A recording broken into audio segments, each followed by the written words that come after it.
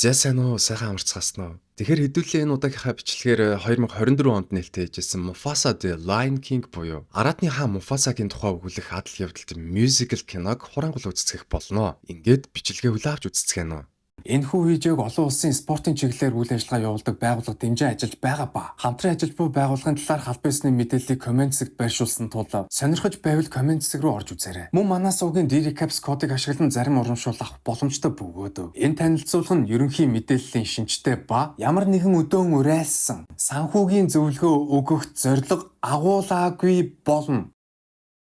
Энэ бол Мэлэлэгийн хаант улс. Энэ улсад зөвхөн инх тайван амар амгалан л оршдог бөгөөд хаант улсын хаан Симба бүх ан амьтдаа цуглуулад манай хаант улс дахин нэг зулзахтай болох гэж байгаа хэмээх сайхан мэдээг хүргчээд дараагаар нь өөрийнхөө бяцхан охин Киарага харуулахаар дотны найз Тимон Пумба хоёртоо даатгаж үлдээчээд яг одоо төрөх гэж байгаа хайр технэр болох нооларгуу яаран явдаг. Тэгтэл Тимон Пумба хоёр Симбаг явсны дараа Киарад бид хоёр чамд аавыг чинь яаж хаан болгож өгсөн түүхээ ярьж өгье гэж хэлээд өөрсдөө сорвиттой тулдаж сорвитыг ялаад дараад нь сорвитыг хадан хавцлаас түлхэж унгаагаад эцэст нь Симбаг хаан болгосон юм шүү дээ гэж хэлтэл Киара үгүй байлгүй дээ аав арай л өөр түүх ярьж өгсөн дөө сорвитыг аав ялаагүй гэж юу гэж асуудал Тимон Пумба хоёр үгүй танаа аав чинь аимшиг худалж арслан сорвитыг бит хоёр болгож авсан юм аа гэд бүлд үсэрч байтал сарамгчин Рафика хурч ирээд энэ гурвыг төрхөн зур сатааруулж болиулаад улмаар сониуч зантаа Киарад зориулж урд өмнө нь хизээж хинийч ярьж өгж байгаагүй агуу нэгэн хаантны түүхийг ийхүү ярьж өгөхөр болдог. Ингээд одоогоос маш олон жилийн өмнө зоригт бяцхан зулзаг Муфаса аав ээж хоёртой эрхлээд гэр бүлээрээ хамтдаа явцгааж байтал генетхэн аадар бороо хүчтэй орж гол мөрөн үерлээд үерийн ус хөөх юм уу бяцхан Муфасаг аав ээж хоёроос нь салгаж тэр чигт нь авч урсаад урд өмнө нь хизээж очиж байгаагүй бүс нутагт нь аваад ирдэг бөгөөд ямар тааж энэ үерийн уснаас амьд үлдсэн Муфаса голын усанд хөвж байсан модноос зүгдээд урсгалаа дагаж явтал өөртөө чицүүн нэгэн бяцхан зулзаг голын ирэг дээр ирчихсэн. Чи наад уснасаа хурдан гар. Тэгхгүй бол матарт идүүлнэ шүү гэж хэлээд эрэг рүү сэлүүлтэл матар эрэг рүү сэлж байсан Муфасаг барьж итгэхээр араас нь дагаж ирдэг болоо. Эрэг дээр өөр нэгэн ирслэн ирж матруудыг хөөгөөд өөр бус нутгаас ирсэн зулсыг өрөвдөж сүргтээ илсүүлж авахар болоод сүргийнхээ удирдагч буюу энэ бус нутгийн хаан Обаси хэмээх нэртэй арслан дээр дагуулan ирдэг.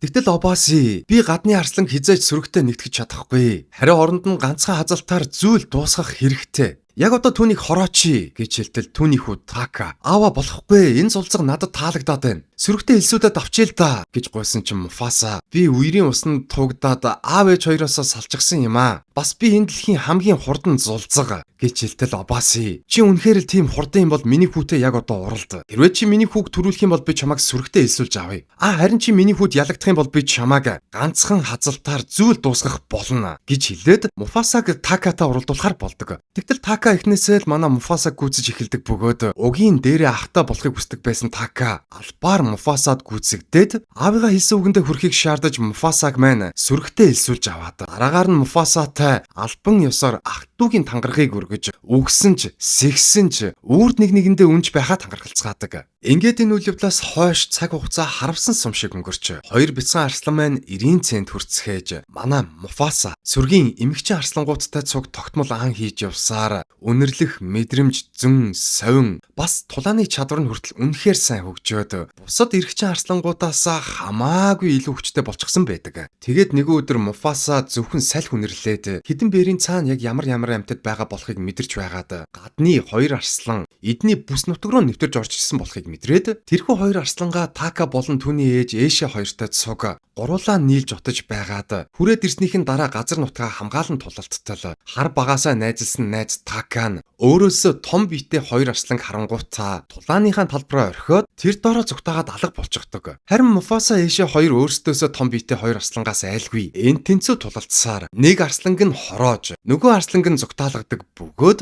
энэ тулааны дараа хаан Обаси дээрээ хурч ирээд гадны арслангууд манай нутаг руу дайралт хийлээ гэж хэлтэл хаан Обаси өөрийнхөө нэг туршуулаа тагнуулт гаргаж гадны арслангуудыг тагнуултал өнөөх туршуул нь буцаж хурч ирээд хаантанда хаантан минь гадны арслангууд үнэхээр том биетэй бас тоогоорооч биднээс олон юм байна. Бид нар яагаад чи энэ тулаанд дийлэхгүй нэ гэж хэлтэл хаан Обаси хаан ширээ болон хаан тулсанд сүрсэн болохыг ойлгож мэдэнгүүтээ хүү Такада хүү минь Чи яг одоо эндээс зүгт. Тэгээд өөрийн гисэн хаант улсаа байгуул. Харин Муфаса чи хүүд минь ханиулж хаант улсыг нь зүгтаа байгуулж өгөөрэй гэж тушаагаад Така болон Муфаса хоёрыг гадны түрэмгийлэгчд ирэхээс өмнө зүгталгаж явуулдаг. Тэгээд манай хоёрыг зүгтаж явсны дараа гадны түрэмгийлэгчд хурч ирээд сүргээр нь айлгаж сүрдүүлж жижигрүүлээд тэдний хаант нь болох Кирос хэмээх нэртэй цагаан арслан "Танаа хаан чи хэн бэ?" гэж суугаад Обосыг хаан нь гэдгийг мэдэнгүүтээ Обосыг сүргийнхнийхэн өмнө дээрлэхэж дарамтлаад "Энэ ертөнцид нэг л хаан байх учиртай. Чи бол хаан биш. Харин би бол жинхэнэ хаан. Танаа нэг арслан чинь миний хүүг хороосон байна лээ. Тэр арслан чинь яг одоо хаана байна?" гэж суугаад асуусан асуултынхаа хариултыг авч чадаагүй тул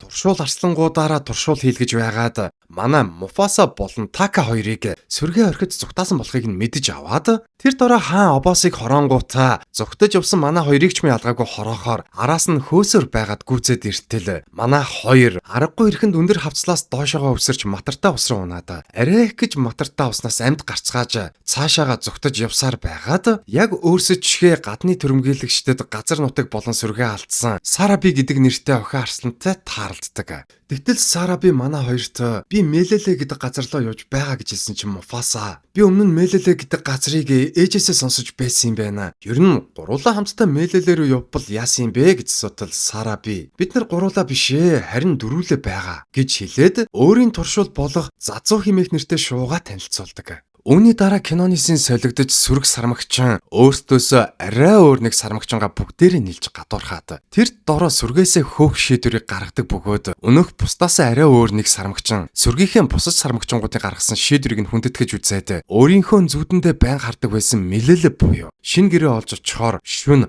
гав ганцаархнаа явж байгаад манай гуравтаа тааралдангуудаа огтхон жайсан шинжгүй бүр үл тоомсорлоо дэрэгдүүрэн зөрөөд алхчихдаг. Тэгсэн чинь манай гурав бүр мэл гайхаад "Ой сармагчингуй, чи бид гурваас айхгүй байна гэж юу? Бид гурав одоо чамааг идэн штэ" гэж хэлсэн чи Рафика "Хэрвээ та гурав намайг идэх юм бол энэ яваа наснда хэзээч Мелелед очиж чадахгүй. Учир нь би л зөвхөн Мелелег аль зүгт байгаа болохыг нь мэдэж байгаа" гэж хэлтэл Муфаса бүр гайхаад "Чи бид гурыг Мелеле рүү явж байгаа болохыг яаж мэдсэн бэ?" гэж сотол Рафика "Би зүүдэндээ харсан юм аа. Бас миний дүү намайг Мелелед хүлээж байгаа" гэж хэлээд сүрэгт нэгдэж тавуулаа хамтдаа Мелелег зорихоор болдог. Тэгээд маргааш нь бүгдээрээ замаа хөөж явтал Така Муфасад "Андаа би дурлцсан юм шиг байна. Энэ Сараби миний заяаны ань мөн бололтой. Надад туслаач тхүү би бүр яг яахаа мэдэхгүй байна" гэж хэлсэн чинь Муфаса "Зүгээр очиод ярилц. Гол нь өөрийнхөөрөө бай. Өөрийнхөөрөө бай. Зүгээр өөрийнхөөрөө бай. Өөрийнхөөрөө бай. Өөрийнхөөрөө бай." Сайн уу? Чи яг л галуу шиг үнэртэж байна. Юу яасан гинэ? Гүй би зүгээр л сонсох дуртай. Юуг сонсох дуртай гэж. Би чамайг сонсох дуртай. Би чиний ярьж байгаа бүхнийг сонсох дуртай. Гэхдээ би биш чи л яриад байна штэ. Харин тийм бэ. Учир нь би царайлаг.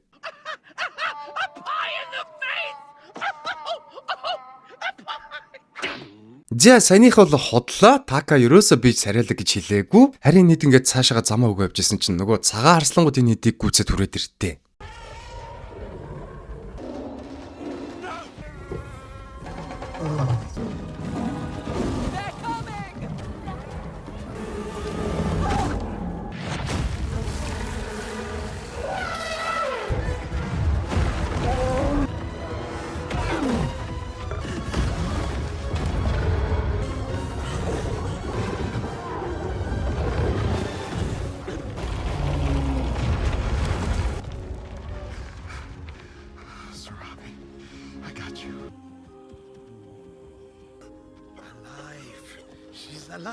Ёо хин намайг аварсан бэ? Така чамайг аварсан. Bro, why are you lying? За ингээд манай эд цаашаага замаа өгж явсаар нэгэн цас дуулыг давхстай болтол Муфаса бусадтай хандан бид нар угаасаа хараасаа мөшгүүлсээр л байна. Тэд нар яасан ч бидний мөрийг алдахгүй гэдг нь тодорхой. Тийм болохоор хідүүлээ мөрөө энд баллах ёстой. Хөөе Зазуу, чи бидний явсан мөрөн дээр цас нураагаад бидний бүхнэрийг арилгаад өгөөч гэж гуйтал. Зазуу, газраар явж исэн хэдийнхэн мөрөн дээр цас нураагаад бүх үнэр болон аавраг нь арилгаад араас нь хөөж байсан дайснуудаа бодлуулж төөрөгдүүлээд энэхэд бүр мөсөн дайснуудаасаа мултарч салж чаддаг. Тэгээд бүгдээрээ дайснуудаа төөрөгдүүлж чадсан баяраа тэмдэглэж итэл Сараби Муфасаг ажиглж ийснэ. Тэр үед намайг чийл аварсан юм бэ штэ гэж амдаа шивнэнгүүтээ шүн. Муфаса тэр хурч ирээд чийл намайг аварсан биз дээ. Танаа найз Така ч намайг авраагүй зү. Ер нь хоёулаа сөүл мэтүүд юм биш үү дээ. За ингэж хэлэнгүүтээ Сараби нэг хайрын тухай дуу эхлүүлж дуулдаг байхгүй юу? Тэгсэн чинь Муфаса нөгөө дунд нь уярч барингуудаа зөрүүлж хайрын тухай дуулаад энэ хоёр бие биенийг ойлгоод ер нь хоорондоо дурлалцаад эхэлсэн чинь Така нөгөөхийг нь холоос харчтیں۔ Тэгээд Така Муфасад уурлангуудаа дайснууд дээр хурч ирж хаантаа нуулзаад чиний хүүг Муфаса хороосон. Бас Муфаса манай омгийн арсланч биш. Би чамд Муфасаг бас Милэлийг хамтд нь өгье. Бид нэр яг одоо Милэлээ рүү явж байгаа. Сармагчин яаж Милэлэд очихыг мэднэ гэж хэлсэн чинь дайсны хаан. Өө тийм үү. Милэлэ гэдэг газар үнэхээр байд юм уу? Болж ин чи надад үнэхээр таалагдчихээн. Би чамайг өөрийнхөө хүү болгож авъя гэж хэлээд энэ хоёр нэг тал болж маргаашнаас нь Така дайснуудтай зориулж хаа явсан газар болгондоо мөр үлдээж явсаар эцэст нь Милэлэд хурч ирдэг. Тэгээд өөрийг нь урвсан гэдгийг мдээгүй найзууд нь баярлж хөрч явж байгаад генетхэн өнөх цагаан арслангуудтай тааралдангуудаа бүр гайхаад та нар энд яг яаж ирсэн юм бэ? Бид нар мөрөө баллсан шүү дээ гэж сотол цагаан арслангуудын хаан. Тийм ээ, та нар мөрөө үнэхээр сайн баллсан. Гэхдээ Така бидний нэг болсон. Така л биднийг энд замчилж авч ирсэн юм шүү дээ гэж хэлсэн чинь Муфаса бүр гайхаад Така юу болоод байгаа юм бэ? Чи бит хоёр ч ах дүүс шүү дээ. Яагаад дайснуудаа дагуулад ирж байгаа юм бэ? Би Сарабид хайртай. Харин чи мэдсээр байж миний нүдэн дээр түнтэй явуулдаа үсттэй. Ийм бро гэж юу хэлсэн? За ингээд ах トゥ хоёрыг охиноос болж хоорондоо муудалцсны дараа цагаан арслангууд Муфаса руу гинэтгэн товтлож Муфасаг аюу хүнд байдалд оруулдаг байхгүй юу? Тэгсэн чинь цагаан арслангуудын хаан нь Муфасаг би өөрийн гараар хорооно гэж хэлэнгүүтээ нэгэн эсрэг нэг тулалдаад бараг л Муфасаг хороохж исэн чинь Така гинэтгэн ухаан санаа нэргэд сэргээд нэрээ энэ Муфаса чинь миний журмын анд штэ гэж санангуудаа ялагдчихт нь урдуур нь үсэрч ороод зүүнүүдэд зүсүүлээд дараагаар нь Муфасатай нийлж цагаан арслангуудын хаан руу инхүү польддог.